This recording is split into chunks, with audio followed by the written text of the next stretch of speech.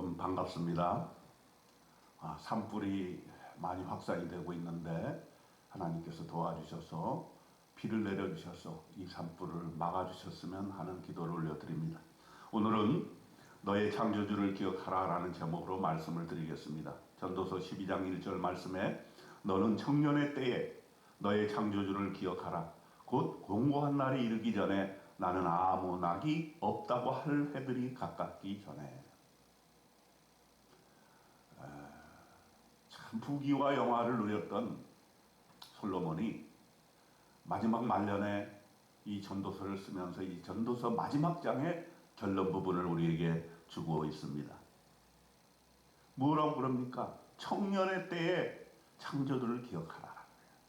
나이 많아 늙어서 주님 믿고 하나님 믿고 하나님 말씀에 따르는 것도 좋지만은 청년의 때에 아무것도 모르고 그저 자기 자신이 최고인 것처럼 알 때, 그때 하나님을 믿고 그때 여호와를 경외하게 되면은 그 인생이 참으로 얼마나 빛나는 인생이 될 것인가 하는 것을 말씀해 주고 있는 것이지요.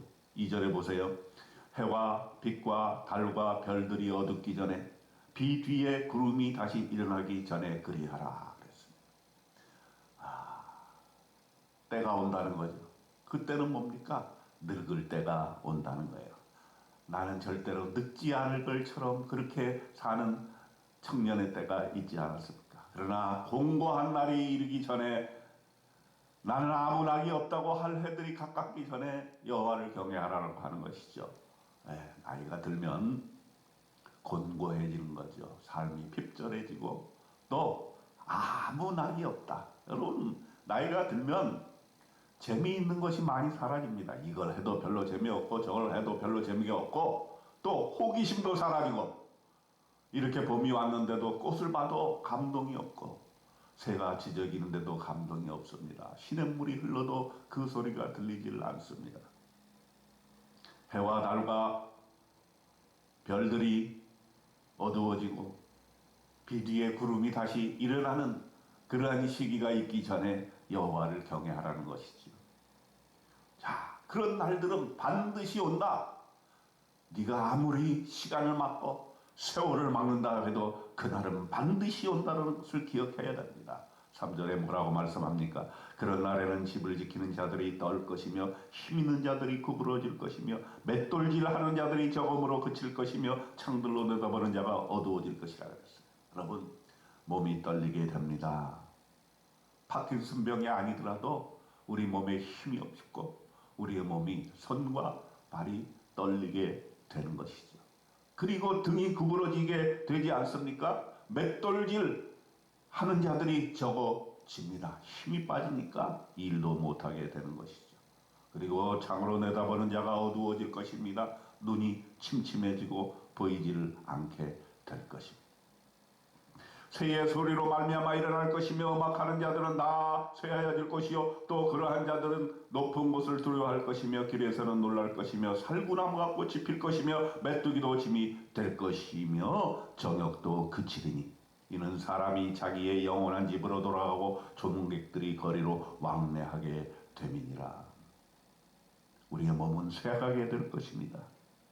높은 곳을 두려워하게 됩니다. 여러분 이제 나이가 어느 정도 들면 무릎 관절이 와서 등산 못합니다.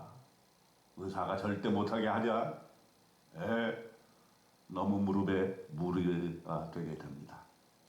무릎 관절들이 연골이 다 닳아가지고 그것은 노쇠 현상이죠.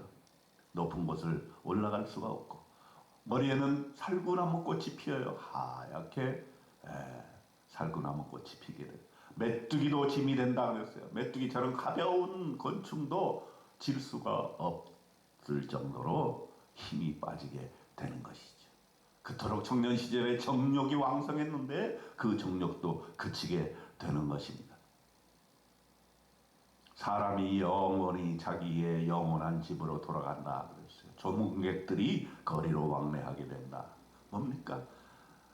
이제 조문객들이 나를 조문하러 올 시기가 가까워 온다는 것입니다. 그런데 청년의 때에는 이걸 상상조차 할 수가 없는 것이지. 6절에 뭐라 그랬어요? 은줄이 풀리고 금그릇이 깨지고 항아리가 샘 곁에서 깨지고 바퀴가 우물 위에서 깨지고 흙은 여전히 땅으로 돌아가고 영은 그것을 주신 하나님께로 돌아가기 전에 기억하라. 전도자가 이르되 헛되고 헛되도다. 모든 것이 헛되도다. 오늘의 결론의 말씀인 것입니다. 전도서의 말씀의 결론인 것입니다. 헛되고 헛되도다. 모든 것이 헛되도다. 흙으로 지은 밥 된 우리 인간들은 반드시 땅으로 돌아가게 될 것입니다. 우리의 영은 그것을 주신 하나님께로 돌아가게 될 것입니다. 그 전에 기억하라라는 거예요. 창조주 하나님을 기억하라. 여호와를 경외하라. 더 늦기 전에 기억하라는 것입니다. 그러면서 9절부터 이제 결론을 내립니다. 전도자는 지혜자이어서 여전히 백성에게 지식을 가르쳤고 또 깊이 생각하고 연구하여 잠언을 많이 지었으며 전도자는 힘써 아름다운 말들을 구하였노니 진리의 말씀들을 정직하게 기록하였느니라. 지혜자들의 말씀들은 찌르는 채찍 같고 회중의 스승 말씀들은 잘 박힌 목 같으니 다 한 목자가 주신 바니라. 내 아들아, 또 이것으로부터 경계를 받으라. 많은 책들을 짓는 것은 끝이 없고 많이 공부한 것은 몸을 피곤하게 하느니라. 이래 결국을 다 들었으니 하나님을 경외하고 그의 명령들을 지킬지어다. 이것이 모든 사람의 본분이니라. 하나님은 모든 행위와 모든 은밀한 일을 선악간에 심판하시리라.